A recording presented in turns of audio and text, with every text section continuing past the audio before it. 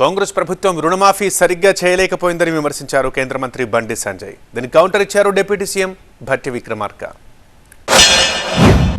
Last కు శాసనసభలో 31,000 రూపాయల కోట్ల ఖర్చు పెడతామని చెప్పారు. ఇవాళ ఏమైంది? ఇవాళ సర్వే చేస్తారట కాంగ్రెస్ పార్టీ. ఏం సర్వే చేస్తుందంటే ఎంతమందికి రుణమాఫీ ద్వారా లబ్ధి పొందినో సర్వే చేస్తారట. సర్వే దేనికన్నా ఎట్లా సర్వే బయటపడుతుంది? ఇచ్చింది రుణాలు బ్యాంకే, రైతులు కట్టేది బ్యాంకులనే. బ్యాంకు వాళ్ళు మిలిచి లెక్క పెడితే బ్యాంకు వాళ్ళు చెప్తారు ఇంతమందికి రుణమాఫీ ఇచ్చారని లెక్క చెప్తారు, బ్యాంకు వాళ్ళు చెప్తారు.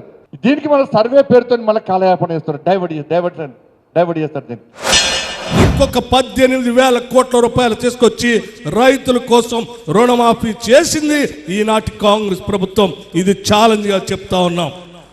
అంతేకాదు, వాటితో పాటు మీ ఆధార్ కార్డు వలన లేకపోతే బ్యాంకులో ఉన్నటువంటి సమాచారం సక్రమంగా లేకపోవటం వలన ఎవరిదైనా రుణమాఫీ కాకుండా ఆగిపోతే కూడా మీరు వ్యవసాయ శాఖ అధికారులు కలవండి. ఆ అధికారులు అవసరమైతే మీ దగ్గరకు వస్తారు. వాళ్ళకు కూడా ఎవరైనా ఆగిపోయి ఉంటే వాళ్ళకు కూడా చేస్తామని బేషరతుగా కాంగ్రెస్ పార్టీ ప్రజల కోసం చెప్పింది. ఇది అసలు సిసలైనటువంటి ప్రజాప్రభుత్వం.